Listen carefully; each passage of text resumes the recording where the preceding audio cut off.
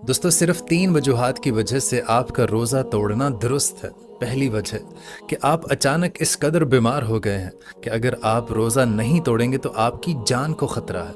For example, आपको किसी सांप ने काट लिया, पेट का दर्द इतना शदीद हो गया कि बर्दाश्त से बाहर हो गया कि आपकी जान पर बन आई, तो तब आप रोज़ा तोड़ सकते हैं, ये जायज़ है। और दूसरी वजह, अगर हामिला औरत को कोई ऐसी परेशानी बनाई है जिसकी वजह से उसकी जान या उसके बच्चे की जान को ख़तरा है, तो तब भी रोज़ा तोड़ना जायज़ है। और तीसरी वजह कि जब आप खाना पकाने की वजह से आपको बेहद शदीद किस्म की प्यास लगी और आपका दिल मुसलसल डूबा जा रहा है और बेताबी और खौफ का इतना आलम है कि आपकी जान जाने का ख़तरा है, तब आप रोज़ा तोड़ सकते हैं।